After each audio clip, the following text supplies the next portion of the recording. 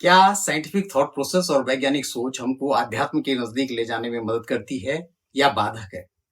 अतः क्या है रिलेशनशिप वैज्ञानिकता और आध्यात्मिकता में? क्या समानता है और क्यों हम साइंस को स्पिरिचुअलिटी के नजदीक पाते हैं? इन्हीं मुद्दों पर आज का चिंतन होगा। विषय बहुत मजेदार होने वाला है, अतः वीडियो को अंत तक देखें, तभी पूरी बात समझ में आएगी। नमस्कार, मैं हूं डॉक्टर महेश भट्ट और आप देख रहे हैं डॉक्टर भट्ट चिंतन, जहां पर हम बात करते हैं स्पिरिचुअलिटी, साइंस, फिलोसॉफी और रिलीजन की। साथ ही में बात करते हैं साइंटिफिक डेवलपमेंट की और हेल्थ की। आगे बढ़ने से पहले हर बार की तरह एक गुजारिश, यदि आपने अभी तक चैनल को सब्सक्राइब नहीं किया है तो चैनल को सब्सक्राइब करके बेल आइकन पर क्लिक करके हमें अपना सहयोग जरूर दें। धन्यवाद। यदि मैं आपसे कहूं कि लगभग हर एक महीने में हमारी पूरी स्किन बदल जाती है, लिवर पूरा का पूरा लगभग 3 सालों में बदल जाता है, कुछ ऑर्गन्स की स्पेसिफिक सेल्स को छोड़कर हम 7 से 10 सालों के अंदर हमारा शरीर पूरी तरह से बदल चुका होता है। मतलब कि हमारा शरीर एक बदलाव की प्रक्रिया से गुजरता रहता है। हर समय हमारे शरीर में लाखों कोशिकाएं जन्म लेती हैं और लाखों मरती रहती हैं। हर 8 से 10 सालों में हमारा शरीर 98% तक बदल चुका होता है। मतलब कि फिजिकली हमारा आज का शरीर हमारे 10 साल पहले के शरीर से बिल्कुल अलग है और ये चक्र चलता रहता है। दूसरा उदाहरण, हम पृथ्वी के साथ 1670 किलोमीटर पर घंटे की स्पीड के साथ अंतरिक्ष में गतिमान है। इस सेंस में हम सब प्राणी स्पेस ट्रेवलर्स हैं या अंतरिक्ष यात्री हैं। तीसरा उदाहरण, सभी मनुष्यों की शरीर रचना, एनाटॉमी और फिजियोलॉजी एक सी होती है, उसमें किसी भी प्रकार का अंतर नहीं होता है और विज्ञान ये कहता है कि सारे भेदभाव हम लोगों ने ही पैदा किए हुए हैं। सभी धर्मों के मानव विज्ञान की दृष्टि में एक हैं। इसकी खोजें भला या बुरा सबको एक ही प्रकार से अफेक्ट करती हैं। विज्ञान की दृष्टि में मानव होमोसेपियंस नामक प्रजाति का प्राणी है जो विभिन्न भौगोलिक क्षेत्रों में अपने उन्नत ब्रेन की बदौलत रह सकता है और प्राणी जगत के शीर्ष पर विराजमान है, जहां से वो पूरे प्राणी जगत की और कुछ हद तक प्राकृतिक प्रोसेस को भी अपने हिसाब से अपने लिए अच्छे और बुरे तरीकों से कंट्रोल और मोल्ड कर सकता है।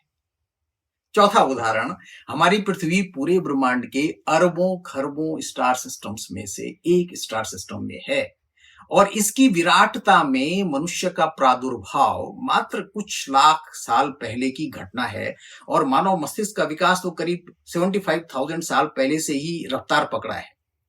मानव सभ्यता भी पिछले 10,000 सालों की ही बात है और विज्ञान तो पिछले चंद 100 सालों का कारनामा है। अतः हम ये कह सकते हैं कि अपने आप को शक्तिशाली समझने वाले मनुष्य का अस्तित्व इस पूरे ब्रह्मांड की स्कीम में कुछ भी नहीं है। अब आते हैं पांचवें और अंतिम उदाहरण पर। हमारे विभिन्न प्रकार के ज्ञान अंततः हमारे सर्वाइवल फियर्स को ही एड्रेस कर रहे होते हैं। ये वही डर है जिसको एक कीड़ा अपने रंग बदलने के हुनर से पत्तियों के बीच में छुप कर अपनी जान बचाने में सफल हो जाता है और एक मनुष्य अपने तेज दिमाग का उपयोग करके अपने बचने की जुगत भिड़ाता रहता है।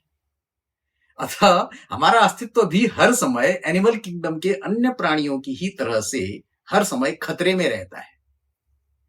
ये पांचों वैज्ञानिक उदाहरण हमको आध्यात्मिकता, स्पिरिचुअलिटी के करीब ले जाते हैं, जहां पर हम कनेक्टेड महसूस करते हैं।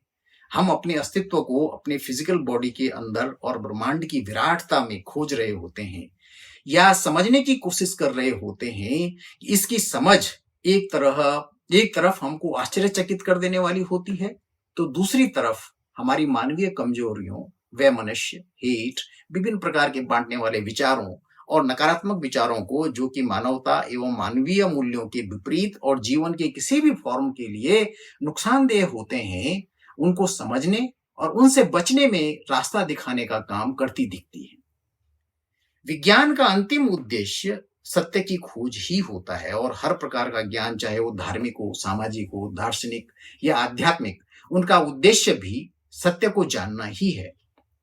लेकिन इन सब विचारों में विज्ञान कहीं गहरे तक हर विचार की सत्यता की भी पड़ताल करके, उनको चैलेंज करके, उनको सुधारने का भी काम करता है उदाहरण के लिए दुनिया के हर हिस्से में विज्ञान के उद्भव के साथ ही साथ विभिन्न प्रकार के भेदभाव, असमानताओं, ऊंच नीच, स्त्रियों के प्रति अत्याचारों पर लगाम लगी, जिनके पीछे विभिन्न प्रकार के धार्मिक रीति रिवाज, कर्मकांड और सामाजिक कुरीतियां थी।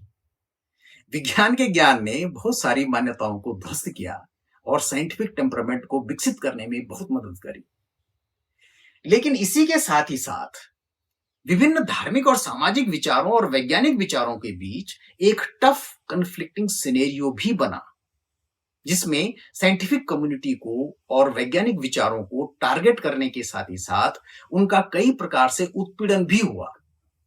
हम ये भी कह सकते हैं कि वैज्ञानिकता की तेज विकासमान यात्रा ने पिछले 100-200 सालों में आध्यात्मिकता और स्पिरिचुअल थॉट प्रोसेस के विकास के साथ ही साथ ये भी समझाने में मदद की कि स्पिरिचुअलिटी और रिलीजियोसिटी दो अलग अलग विचार हैं और जैव विकास इवोल्यूशन के क्रम में स्पिरिचुअलिटी एक उन्नत मानवीय विचार है, जबकि धार्मिक विचार समूह में रहकर खाना, प्रजनन और सुरक्षा के लिए प्राणियों का झुंडों में रहने के विचारों का मानवीय रूपांतरण है। यही कारण है कि ईस्टर्न और वेस्टर्न फिलोसॉफिकल थिंकिंग में स्पिरिचुअलिटी की समझ बदली और स्पिरिचुअलिटी आध्यात्मिकता को रिलीजियोसिटी या धार्मिकता से अलग विचार के तौर पर देखा और समझा जाने लगा। इसी के साथ विज्ञान के कुछ क्षेत्रों जैसे कि क्वांटम फिजिक्स और एस्ट्रोनॉमी ने फिजिकल रियलिटी को और इसमें हमारे अस्तित्व को एक नए प्रकार से परिभाषित किया, जिसने विज्ञान के अंदर मिस्टिसिज्म को जन्म दिया।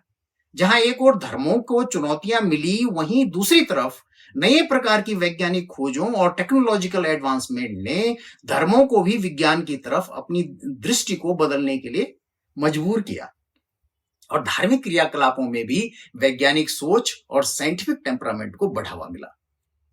पिछली सदी के महान वैज्ञानिकों ने भी स्पिरिचुअलिटी पर अपने विचार खुलकर रखे। इस पर प्रसिद्ध वैज्ञानिक कार्ल सैगन का यह कहना कि science is not only compatible with spirituality but it is a profound source of spirituality, ये दिखाता है कि विज्ञान ने धार्मिकता के बजाय आध्यात्मिकता को बढ़ावा दिया, क्योंकि साइंटिफिक टेम्परामेंट धार्मिक दकियानुसी और रिजिडिटी के खिलाफ रही और खुलेपन, बाउंड्रीलेस थिंकिंग, कनेक्टेडनेस और ह्यूमैनिटी और ह्यूमन वैल्यूज के पक्ष में रही। अतः सारांश में कहा जा सकता है कि विज्ञान और वैज्ञानिक सोच ने धार्मिकता को चैलेंज करके आध्यात्मिकता को नए आयामों के साथ परिभाषित करने और एक बिल्कुल नई समझ विकसित करने में मुख्य भूमिका निभाई और मनुष्यों के दिमाग के वैचारिक इकोसिस्टम को बहुत हद तक बदला और आगे भी बदलेगा। और इसमें उसका साथ आध्यात्मिकता ने एक नए रूप में नई समझ के साथ दिया। आज के वीडियो में इतना ही।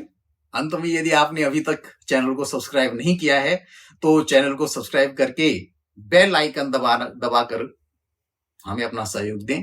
इस वीडियो को लाइक करें, शेयर करें और देखते रहें डॉक्टर भट्ट चिंतन। धन्यवाद। नमस्कार।